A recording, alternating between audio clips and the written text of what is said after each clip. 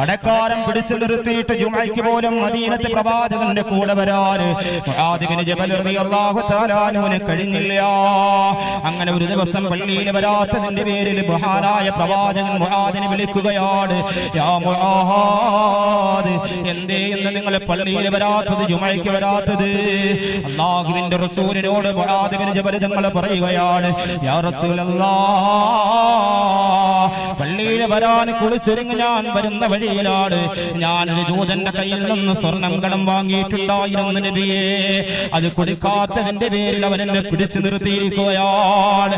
ആ ഒരു വേദനയുടെ പേരിലാണ് ഞാൻ ജുമുഅ നിസ്കാരത്തിന് വരാത്തത്. ഇതേവരെ ഞാൻ ജുമുഅ മുടങ്ങിയില്ല നബിയേ, ഇതേവരെ ഞാൻ ജുമുഅ മുടക്കാത്തവനാണല്ലോ നബിയേ.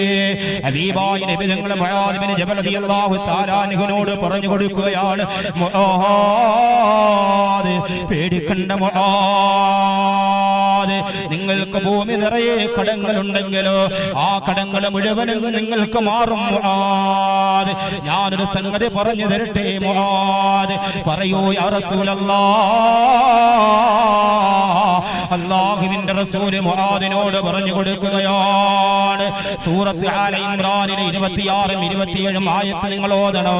ഖുലില്ലാഹുമ്മ മാലിക്കൽ മുൽക്ക് തുഅ്തിൽ മുൽക മൻ തശാഉ വതൻസിഉൽ മുൽക മിമ്മൻ തശാഉ വതുഇസ്സു മൻ തശാഉ വതുദില്ലു മൻ തശാഉ ബിയദിക്കൽ ഖൈറു ഇന്നക അലാ കുല്ലി ശൈഇൻ ഖദീർ തുലിജുൽ ലൈല ഫിൻ നഹാരി വതുലിജുൻ നഹാറ ഫിൽ ലൈലി വതുഖ്രിജുൽ ഹയ്യ മിനൽ മയ്യിതി വതുഖ്രിജുൽ മയ്യിത മിനൽ ഹയ്യ വതർസുഖു മൻ തശാഉ ബിഗൈരി ഹിസാബ്.